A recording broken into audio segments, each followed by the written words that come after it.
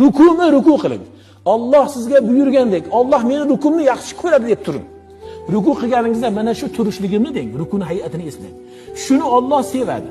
Alloh meni shu rukumdan quvonadi deya shunaqangi bir xotirjamlikda turing. Subhan robbiyal azim, subhan robbiyal azim deb qayerga shoshyapsiz? Qayerga ketyapsiz? Demak, namozingiz Alloh uchun bo'lmayapti. Qo'rqing bundan. Agar namozi Alloh uchun bo'lgan inson shoshmaydi rukusida, faqihlar, fuqaholar aytganidek, ruku hay'ati qanday bo'lsa, shunday qiladi. Tezlikda yiqilib olib, egilib olmaydi.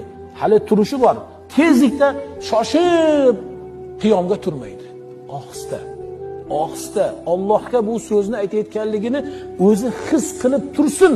Garchi siz Allohni ko'rmasangiz-da, haqiqatda Allohni ko'rmasangiz-da, Alloh sizni ko'rib turuvchi degan e'tiqodda bo'lgan holatingizda rukuni qilishingiz kerak.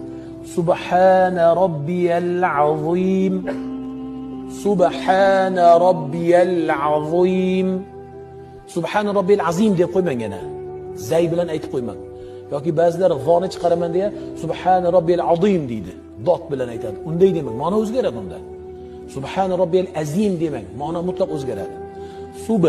Subhana robbiyal azim. Subhana robbiyal azim. Qarang, tilni uchi va harfida ustki kurak tishlarga keladi. Av deya. Mana shu holatda subhana robbiyal azim. Subhana robbiyal azim. Demak, siz ulug' Robbingizni har nuqson aybdan poklayapman degan mazmundagi so'zlarni aytyapsiz.